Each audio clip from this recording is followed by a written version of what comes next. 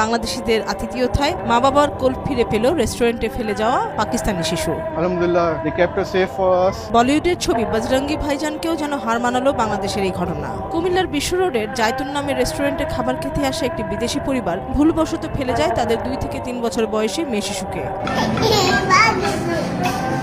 শিশুটিকে একা দেখতে পেয়ে তাকে টেক কেয়ার করা শুরু করে রেস্টুরেন্ট কর্তৃপক্ষ। এরপর সিসিটিভি ফুটেজ দেখে খুঁজতে থাকে শিশুটির পরিবারকে। গাড়ি নাম্বারটা ক্যামেরাতে চেক দিয়েছিলাম, কিন্তু বোঝা যাচ্ছে না, অনেক দূর থেকে তো। কয়েকটি প্রাণীর নাম ছাড়া মা বাবার নাম বা নিজের দেশ পরিচয় সম্পর্কে তেমন কিছুই বলতে পারে না ফেলে যাওয়া শিশুটি।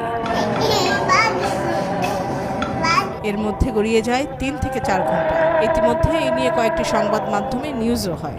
অপরদিকে কুমিল্লায় শিশুকে ফেলে চট্টগ্রামের কর্ণফুলী টানেল পর্যন্ত পৌঁছে যায় মা বাবা। এ সময় হঠাৎ করে তারা বুঝতে পারে আদরের কন্যাটি গাড়িতে নেই। বহরের 2 গাড়ির কোনটিতেই শিশুটিকে না পেয়ে খুঁজতে থাকে পথের বিরতি দেওয়া রেস্টুরেন্টের ওয়েবসাইটে। সেখানে পাওয়া ফোন নম্বরে যোগাযোগ করলে জানতে পারে মেয়ের সন্ধান। বাংলাদেশের রেস্টুরেন্টে ফেলে যাওয়া পাকিস্তানি শিশুটির নাম নাফিসা, তার বাবার নাম সালাম। আমাদের জাইতুনের পেজে থেকে আমাদের নাম্বার নিয়ে আমাদের সাথে যোগাযোগ করেছে। পাকিস্তানের করাচি থেকে পরিবারের 15 সদস্য নিয়ে বাংলাদেশে ঘুরতে আসে তারা। ঢাকা থেকে কক্সবাজার যাওয়ার পথে কুমিল্লার বিশ্ববাজারের জায়তুন নামে একটি রেস্টুরেন্টে সকালের নাস্তা খেতে থেমেছিল তারা। বাংলাদেশিদের আন্তরিক আতিথেয়তায় নিজেদের বাচ্চাকে ফিরে পেয়ে উপস্থিত সবাইকে ধন্যবাদ ও কৃতজ্ঞতা জানান মেয়েটির বাবা।